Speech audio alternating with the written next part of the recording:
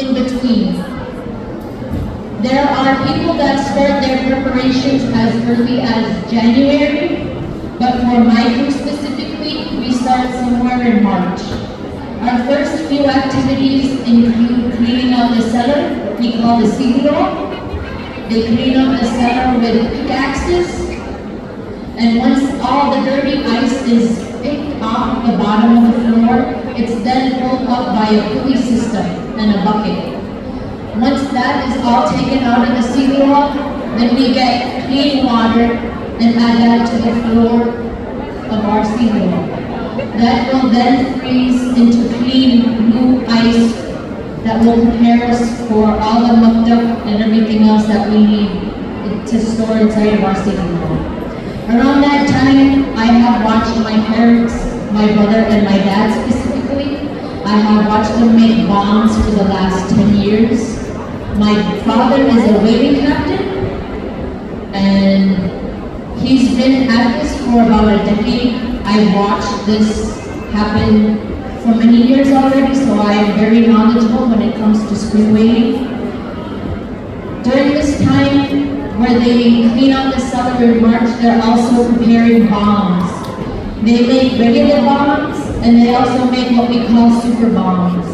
These bombs are made for the harpoon and the shoulder gun.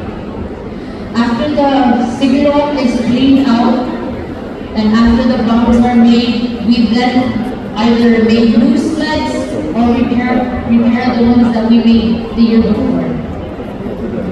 And once those are repaired, then we get food in bulk. We make sure that there is enough food to feed between 4 to 6 men that will sustain them for at least a week. Once we get the food, we also get fuel. This includes 90 pounds of propane, 45 gallons of gas, and 15 gallons of kerosene as a starter. This is not all the fuel that we use, it's just a starter to ensure that our whaling crew has gas, heating sources, and propane to cook for their food. Once we have the sleds prepared, the cellar cleaned out, bombs made, food and fuel bought, then we start loading up our sleds. We load up our sleds into 5 main sleds. The first sled is the grub box sled. The grub box sled holds our grub box.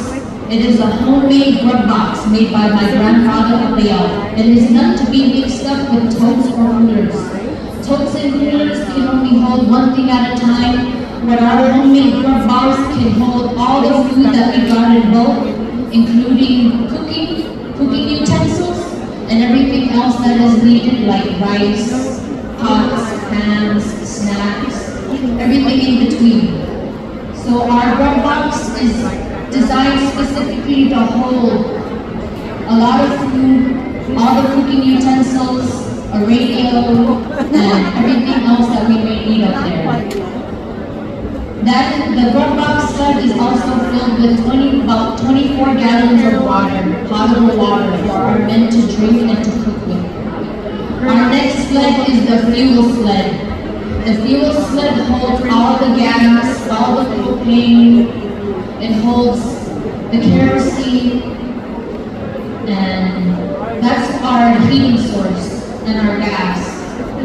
Our next sled is what we call the heating box sled. This sled holds our kerosene heater, it holds our caribou skins, and other things, miscellaneous items that people may want to carry out on the ice. Our other sled is called the Natchisi sled. The Natchisi means wooden plank. That holds our wooden planks for the flooring in our tent. It also holds many shapes of styrofoam insulation for our insulation to make sure that our guys are able to sleep on the ice without getting cold. After we get our sleds squared away, we then wait for an opening to open up and our town.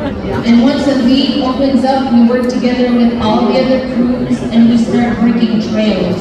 This is a very tedious task that must be done by strong people. There are trails that I have seen go about 20 miles long, and that work is only done with a pickaxe and strength. So you can imagine how much work needs to be put in for these trails to be made to the open water.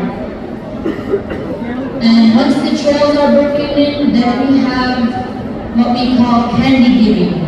This is not linear for every crew. We do not hand out candy at the same time as all the other crews. It all depends on the readiness of some crew. And it is a tradition to teach our children to pray for the safety and for the successfulness of our waders that are going out on the ice. If you guys have not known, wading is very dangerous and it is something that needs to be taken very seriously. There are a lot of things that can go very wrong, but we have great teachers that teach us how to get through these safely. Once we have our trails broken up and the candy given away, there are crews that either go straight out with their boat or they go out there with their tents and their heating systems so that they can have a good way to go back to their tent with warm tent and hot food, because most of the times these waders are out boating in the ocean for about 16 to 20 hours straight without going back to the whale camp. They go long days without sleep or rest looking for these whales. And alongside of this, I want to add that these experiences may not be the same as other whaling communities, but this is specifically what I've experienced within my community. And once a crew has struck a whale, this is when our people at home are vital. They listen out to the VHF and they make sure that they're listening to the boaters out in the ocean to hear if they struck a whale. And if the whale is successfully caught, then the said crew says a prayer and everyone congratulates them on the VHF. After that, that's when our hard work begins going out on the ice. We have men that stay out on the ice that don't know the ocean. They stay there and they set up a block and tackle pulley system. They have 2 block and tackle pulley systems. They have a 1,200-foot rope pulley system and a 600-foot rope system. Our 1,200-foot is our main pulley source. That is what we use to pull up our whales. And once we get those whales pulled up, then we can start the butchering process. Once the whale is butchered and divided up into crew shares, those are then taken home by each crew and they are individually shared among all the crew members in their crew. For the first whale, these people get shares. Everybody gets a share. After the first whale, you must go down on the ice to earn your share, or you're not getting one.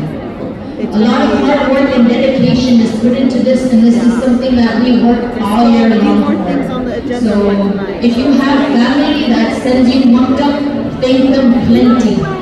Thank them plenty. They have put in a lot of hard work and a lot of sleepless nights to provide the muck and the meat that is given to you. Thank you.